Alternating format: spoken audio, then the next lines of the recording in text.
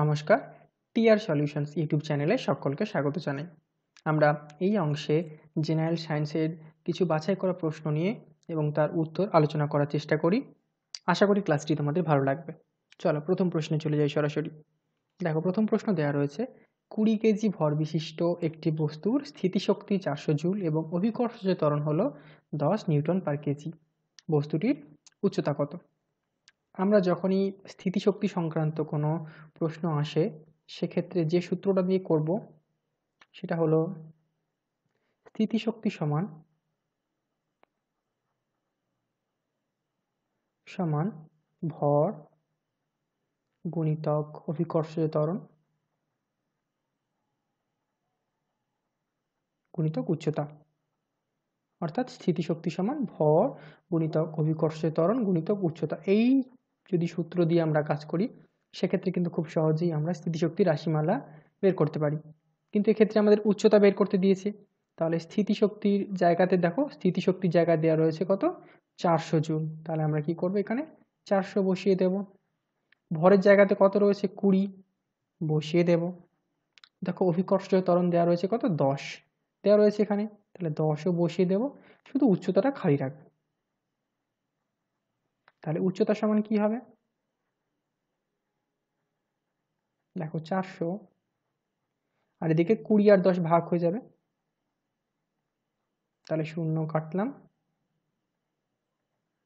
যদি কাটি তাহলে উত্তর হবে 2, অর্থাৎ সঠিক উত্তর হয়ে যাবে কত? 2 মিটার। ঠিক আছে, চলো পরবর্তী প্রশ্নে আমরা যাই। পরবর্তী প্রশ্ন বলেছে একটি বস্তু 15 মিটার অতিক্রম করে 4 সেকেন্ডে এবং 16 মিটার অতিক্রম করে 3 সেকেন্ডে। বস্তুটির গড় গতিবেগ কত?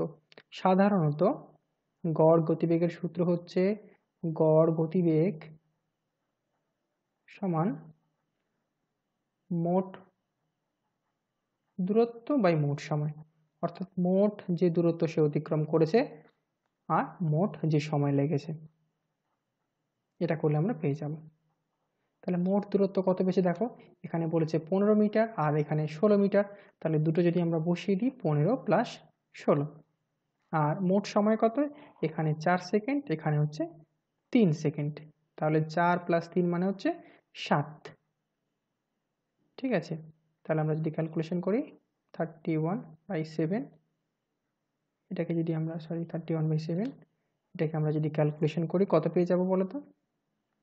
আমরা 7 দিয়ে যদি কাটাকুটি করি 7 4 28.4 দিয়ে দেখো এখানে একটাই অপশান রয়েছে।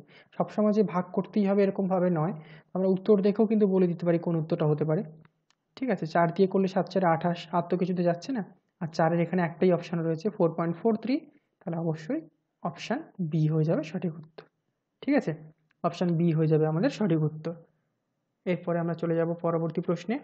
দেখো কি বলেছে, একজন লোক পাহাড়ের কাছে হাততালি দিল এবং 6 সেকেন্ডের পর তার প্রতিধ্বনি শুনতে পেল। ব্যক্তি এবং পাহাড়ের মধ্যবর্তী দূরত্ব কত? এখানে ভি বলতে শূন্য মাধ্যমে বা বায়ু মাধ্যমে শব্দের বেগের কথা বলা হয়েছে। ঠিক আছে, এই যে আমাদের দেওয়া রয়েছে 346, এটা হচ্ছে বায়ু বা শূন্য মাধ্যমে শব্দের বেগ। এবার দেখো, ধরলাম এখানে একটা লোক দাঁড়িয়ে রয়েছে এখানে, এবারে তার থেকে ঠিক এতটা দূরত্বে একটা পাহাড় রয়েছে। এবার কি হবে, লোকটা হাততালি দিল, এখান থেকে শব্দটা গেল, এখানে ধাক্কা লাগলো, তারপরে প্রতিফলিত হয়ে আবার ঠিক এতটাই ফিরে আসবে, অর্থাৎ মোট সময় লেগেছে 6 সেকেন্ড। তাহলে কি হবে, আমরা যদি দেখো যেতে প্লাস আসতে মোট সময় লেগেছে 6 সেকেন্ড, তাহলে এখান থেকে পাহাড় অব্দি যেতে কত লেগেছে? তাহলে 3 সেকেন্ড, তাই না? তাহলে যেতে লেগেছে 3 সেকেন্ড, আসতে লেগেছে 3 সেকেন্ড, তবেই তো সে 6 সেকেন্ড পরে প্রতিধ্বনি শুনতে পাবে। অর্থাৎ কিনা এই যে হাততালিটা তৈরি হলো সেখান থেকে পাহাড় অব্দি পৌঁছতে সময় লেগেছে 3 সেকেন্ড। এবার 1 সেকেন্ডে দেখো গতিবেগ কত? 346 দেওয়া রয়েছে, তাহলে 1 সেকেন্ডে গতিবেগটা কত দেওয়া রয়েছে? 346। তাহলে 3 সেকেন্ডে কত হবে? 3 সেকেন্ডে হয়ে যাবে 346 গুণিতক 3 সমান, এটা দেখবে গুণ করে দেখবে কত আসবে? 11038। ঠিক আছে, মিটার। তাহলে আরেকবার বলে দিচ্ছি কি হলো। তাহলে দেখো এইখানে ব্যক্তিটা প্রথমে হাততালি দিয়ে শব্দ তৈরি করলো, সেই শব্দটা প্রথমে পাহাড় অবধি পৌঁছলো, আবার পাহাড় থেকে পুনরায় ধাক্কা খেয়ে মানুষ অবধি পৌঁছে এই লোকটা অবধি চলে এলো। তাহলে মোট সময় লেগেছে 6 সেকেন্ড। তাহলে যেতে আর আসতে দূরত্বটা তো একই, তাহলে যেতে যা সময় লেগেছে আসতে সেই সময় লেগেছে, অর্থাৎ 6কে 2 দিয়ে ভাগ করলে আমরা শুধু যেতে কতটুকু সময় লেগেছে সেটুকু পেয়ে যাব। এই যেতে যেটুকু সময় লেগেছে সেটাই তো দূরত্ব। 1 সেকেন্ডে শব্দ যায় 346 মিটার, তাহলে 3 সেকেন্ডে যাবে 346 গুণিতক 3, এটা করলে আমরা উত্তর পেয়ে যাব। ঠিক আছে, পরবর্তী প্রশ্ন দেখো। একটি গাড়ি 5 সেকেন্ডে 18 কিলোমিটার পার ঘন্টা থেকে 72 কিলোমিটার পার ঘন্টা অবধি সমত্বরণে অগ্রসর হয়। গাড়িটির ত্বরণ কত? দেখো এখানে গতিবেগ, প্রাথমিক গতিবেগ কিলোমিটার পার ঘন্টা দেওয়া রয়েছে। আমরা জানি, আমরা একটা আগের ক্লাসেই বলেছি যে যখনই এরকম কিলোমিটার পার ঘন্টাতে দেওয়া থাকবে সেক্ষেত্রে আমরা লিখব প্রাথমিক গতিবেগ সমান কত, 18।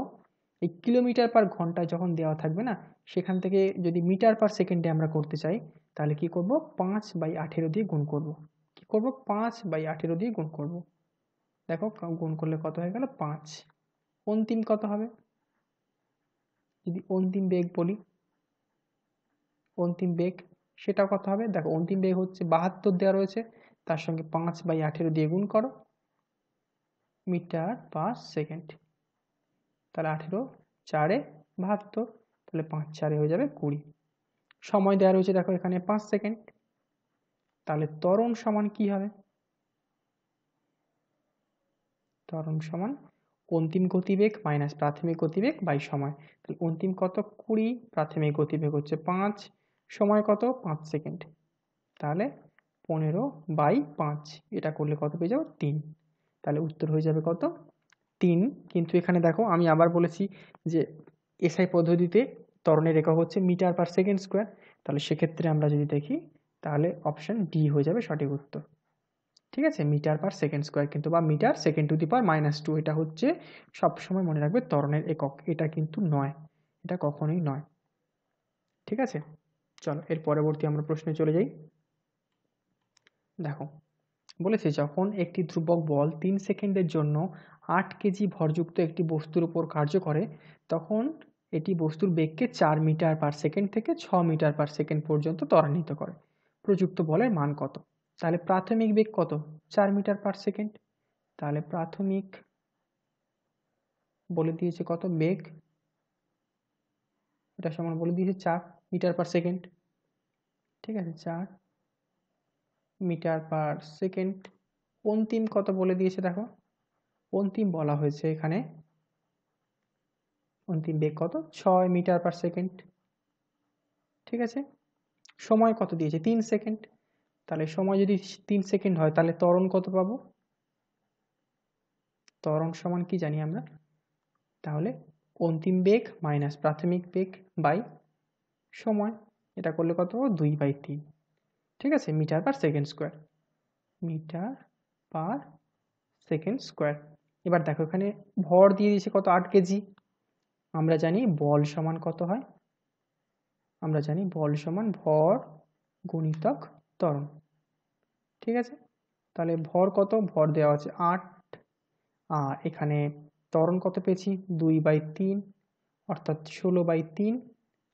দেখো কাটাকুটি করো, 3 5 15, দেখো 5 দিয়ে আর কি কাছাকাছি কিছু নেই। ঠিক আছে, যদি কাছাকাছি থাকে তখন দেখবে, দেখো 5-এর অন্য কিছু নেই, তাহলে 3 5 15, এখানে 5-এর দেওয়ালে একটাই রয়েছে অপশান, অপশান এ, তাহলে এটা হয়ে যাবে সঠিক উত্তর।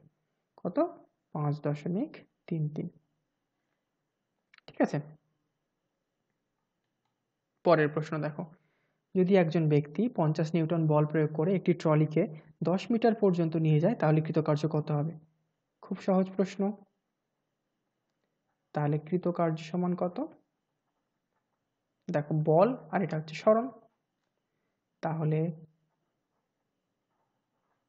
বল গুণিতক সরণ, অর্থাৎ কিনা বল হচ্ছে এখানে 50 নিউটন আর এখানে সরণ হচ্ছে 10, তাহলে 50 10 কত 500, দেখো 500 জুল। খুব সহজ প্রশ্ন, এগুলো সবই বিগত বছরের প্রশ্নে কিন্তু এসছে বিভিন্ন পরীক্ষাতে। ঠিক আছে, চল আমরা পরের প্রশ্নে যাই। 20 কেজি ভরের একটি বস্তু মাটি থেকে 8 মিটার উচ্চতায় রয়েছে, তাহলে বস্তুটির অধিকৃত স্থিতিশক্তি কত? আবার সেই একই ধরনের প্রশ্ন, জি এখানে দেওয়া রয়েছে, তাহলে স্থিতিশক্তি যে আমরা জানি আগেই লিখেছি, আজকে আর এবার লিখছি না, এই জন্য আর একদম সরাসরি করবো। স্থিতিশক্তি সমান আমরা কি জানি, ভর, এই যে এখানে ভর দেওয়া রয়েছে, গুণিতক অভিকর্ষীয় ত্বরণ এই যে দেওয়া রয়েছে, আর উচ্চতা। ঠিক আছে, তাও আমরা লিখছি, ভর কোনটা, অভিকর্ষ ত্বরণ না লিখে আমরা জি লিখলাম, আর উচ্চতা, তাহলে ভর কত 20, ঠিক আছে, জি কত 9.8, এবারে উচ্চতা কত, উচ্চতা হচ্ছে 8, এটা ক্যালকুলেশন করলে 1568 আসবে। এবার একটা দেখো, এখানে 1568 জুল, কুলম্ব, ওয়াট, নিউটন, এটা যেহেতু কৃতকার্য, স্থিতিশক্তি মানে কৃতকার্য, তার একক হবে কত 1.5, 1568 জুল, কৃতকার্যের একক হচ্ছে জুল। কুলম্ব হবে না, ওয়াটও হবে না, নিউটনও হবে না, সঠিক উত্তর কি হবে জুল, কৃতকার্যের একক হয় জুল। ঠিক আছে, তোমরা আমাদের ক্লাসটা কেমন লাগলো অবশ্যই জানিও, ঠিক আছে, বন্ধুদের সঙ্গে শেয়ার করো, আর অবশ্যই আমাদের চ্যানেলটিকে সাবস্ক্রাইব করো।